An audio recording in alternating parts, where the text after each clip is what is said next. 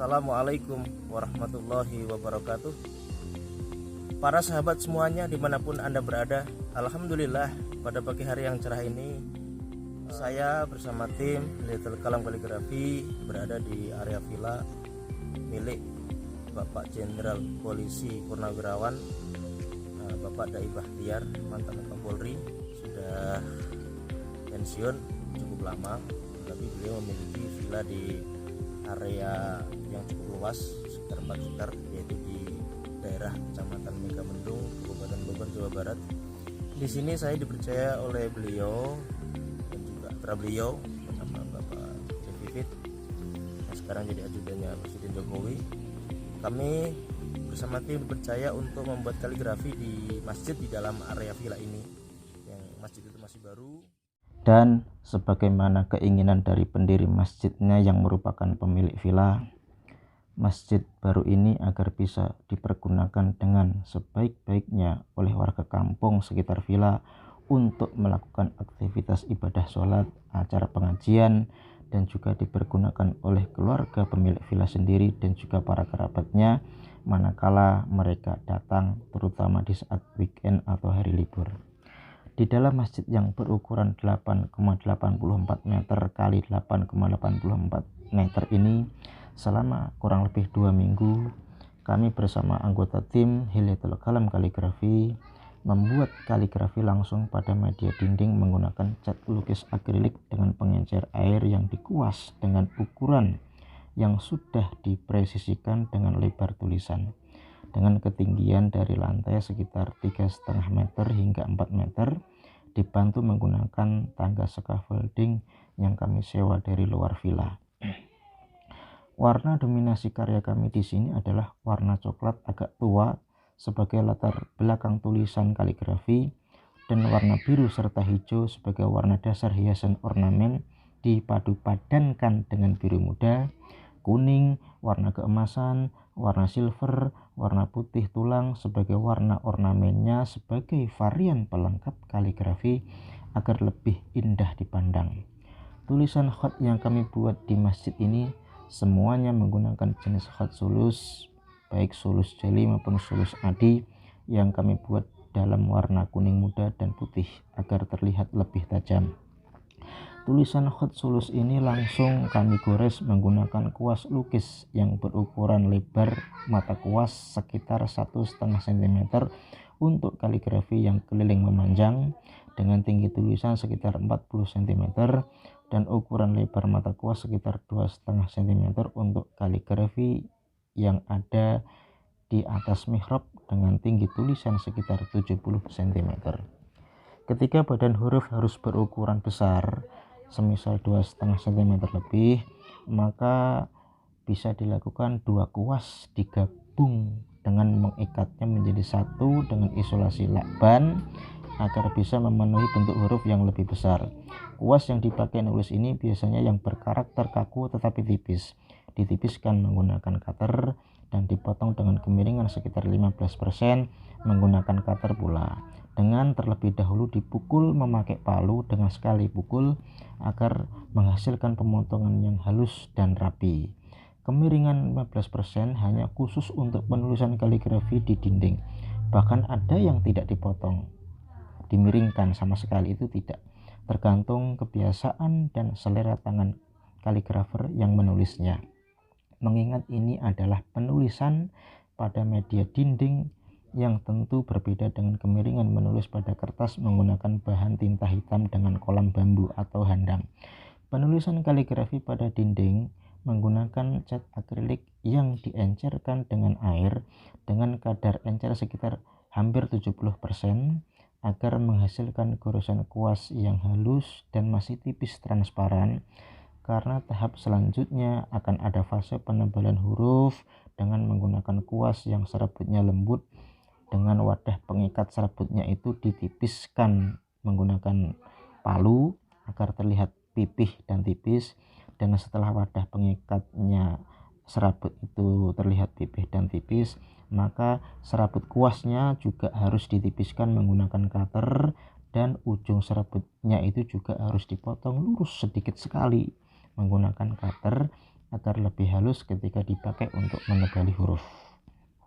Dalam pembuatan kaligrafi langsung di dinding ini, tentu cara menulisnya juga berbeda dengan menulis kaligrafi pada media kertas yang menggunakan kalam bambu atau handang. Proses menulisnya harus dimulai dan dilakukan dari sebelah belakang huruf atau sebelah kiri tulisan, dan biasanya dimulai menggores pada ujung paling kiri sebelah atas yang merupakan akhir dari tulisan itu. Akan tetapi membacanya tetap harus dari sebelah kanan atau dari muka atau dari awal tulisan itu dibaca, karena memang sebelum digores dengan kuas, media dinding itu sudah harus dibuat sketsa terlebih dahulu menggunakan kapur tulis dengan sketsa sekali gores. Untuk tebal tipisnya huruf langsung dibuat dengan kuas, dan kefasihan anatomi tulisan itu juga terletak pada kemampuan sang kaligrafer di dalam memainkan kuas.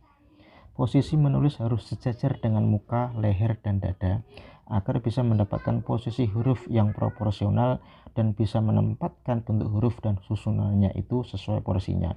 Karena ini mengingat khot sulus, khot yang harus detail dan jeli dalam menulisnya. Menulisnya pun harus dengan fokus, dengan tetap tidak perlu tegang, tetapi juga harus rileks dan sedikit menahan nafas.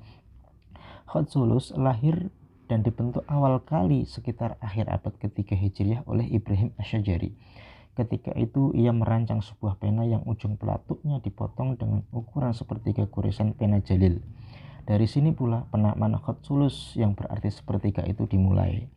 Dalam beberapa kamus bahasa Arab disebutkan An-thuluthya minal khutut wal ghalisul huruf. Sepertiga dari khot adalah huruf yang sulit. Ada pula yang menamakan khot sulus itu khot Arab, karena memang gaya ini merupakan sumber pokok aneka ragam kaligrafi Arab yang banyak jumlahnya sesudah khot kufi. Untuk menulis dengan khot sulus, pelatuk kalam dipotong dengan kemiringan kira-kira setengah lebar pelatuk ya. Ukuran ini memang sesuai dengan gaya khot sulus adi dan sulus jali. Perbedaan sulus adi dan khot sulus jali ini terletak pada susunannya yang bertumpuk dan juga tidaknya ya bertumpuk. Kalau khot adi modelnya itu sulus yang memanjang berbaris tanpa tumpukan yang rumit, jadi lebih simpel ya. Sementara khot jali, sulus jali itu lebih pada susunannya yang rumit dengan variasi ornamen yang lebih padat. Jali itu artinya wadih atau jelas. Kejelasan dalam hal ini terletak pada lebar anatomi hurufnya yang lebih dominan daripada jaraknya dibandingkan dengan jarak yang lebih dominan daripada lebar anatomi hurufnya dalam sulus adi. Dengan demikian, dalam khot sulus jali akan tampak dengan jelas komposisi huruf yang bertumpuk memadati ruang media yang ditulis. Khot ini banyak digunakan untuk menulis judul-judul dan media seni yang permanen. Tulisan sulus ini lebih bersifat monumental, dipakai terutama untuk tujuan-tujuan dekorasi pada berbagai manuskrip dan inskripsi, sebagaimana sekarang banyak dipakai untuk menghias dinding gedung seperti masjid dan musola. Khot sulus yang banyak digunakan untuk dekorasi dinding dan aneka media karena memang kelenturannya dianggap paling sulit dibandingkan gaya-gaya lain, baik dari sudut kaedahnya maupun proses penyusunannya yang menuntut harmoni. Dari sisi karakter goresan, sulus ini terbagi menjadi sulus sakil atau berat dan sulus khafif atau ringan. Ucapannya sama, yang berbeda hanyalah dalam tipis tebalnya pena yang digunakan. Menurut Ibnu Sayyid, perbedaan antara sulus sakil dan sulus khafif terletak pada ukuran tegak dan kekejuran sakil sebanyak 7 titik atau ukuran normal, sedangkan sulus khafif berukuran 5 titik. Apabila kurang dari itu maka disebut kalam lu'lu'i atau kalam mutiara. Untuk penulisan harokat dan tazin penghias dalam khot sulus sebaiknya dilakukan setelah selesai menulis huruf utama atau badan hurufnya ya. Kuas yang digunakan untuk harokat dan tazin cukup dengan yang berserabut lembut dan ditipiskan dengan lebar mata kuas sekitar 3 mm hingga 8 mm. Menggoresnya pun hanya sekali karena catnya memang harus lebih kental agar tidak perlu ada penebalan khusus untuk tazin ini. Dan harokat yang lebar mata kuasnya lebih kecil bila dibandingkan dengan menulis huruf utama. Begitu selesai semua harokat dan tazin hiasan dan juga cat tulisannya itu telah kering, maka bersihkanlah kapur sketsa yang untuk awal sketsa tadi menggunakan kain lap atau kanebo yang agak basah.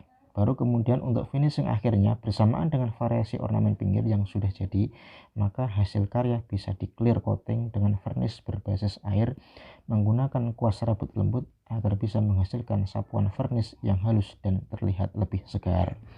Variasi ornamen atau hiasan sulus ini dikembangkan pertama kali oleh Ibnu Al-Bawab dan Yakut Al-Mustaqsimi, dan ini menjadi terpelihara dengan sangat baik karena difungsikan untuk penulisan Al-Quran dan teks-teks keagamaan lainnya, di mana khat sulus ini diasumsikan dengan tulisan para ulama.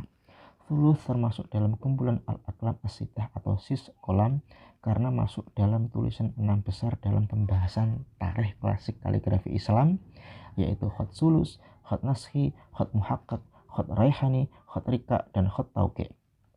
Ada pula jenis khat sulus yang sekarang sering dibuat para kaligrafer dan menjadi tren, yaitu khat sulus mutanazir. Mutanazir itu artinya saling memantul. Dinamakan pula khat sulus mi'rad atau cermin, di mana yang berada di samping kanan memantul ke samping kirinya, sehingga seolah-olah di antara dua sisi tersebut ada cermin. Khat ini juga dinamakan dengan gaya makus atau memantul, bisa juga dinamakan musanna atau dua dimensi, dan dinamakan pula ainali atau saling tatap menatap. Gaya ini tidak terlepas dari pengaruh kebudayaan masyarakat muslim yang saling berbalas kebaikan dalam kehidupan sehari-hari, seperti memberi salam dan menjawabnya.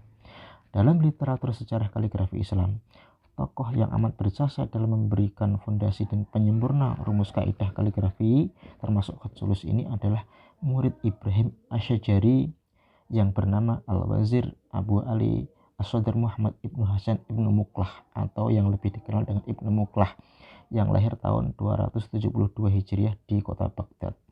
Ibnu Muqlah dijuluki Imam Khatutin atau bapaknya para kaligrafer karena mampu meletakkan suatu sistem yang luas dan sempurna pada dasar kaidah penulisan kaligrafi. Ia merumuskan sebuah titik belah ketupat sebagai ukuran, kemudian mendesain kembali bentuk-bentuk ukuran tulisan sambil menentukan model dan ukuran menurut besarnya dengan memakai titik belah ketupat, standar alif, dan standar lingkaran. 3 poin inilah yang yaitu titik belah ketupat, alif, dan lingkaran dikemukakan Ibnu Muqlah sebagai rumus dasar pengukuran bagi setiap penulisan huruf kaligrafi. Untuk sistem tersebut, titik belah ketupat dibentuk dengan menekan pena bergaris sudut menyudut di atas kertas atau bahan lainnya. Dengan demikian, potongan titik-titik mempunyai sisi sama panjang dan lebar seluas mata pena yang digoreskan. Standar alif digoreskan dalam bentuk vertikal dengan ukuran sejumlah khusus titik belah ketupat yang ditemukan mulai dari ujung atas ke ujung lainnya di bawahnya, dan jumlahnya titik tersebut pusparagam sesuai dengan bentuknya dari 5 sampai 7 buah. Standar lingkaran memiliki radius atau jarak sama dengan alif. Kedua standar alif dan standar lingkaran tersebut digunakan juga sebagai dasar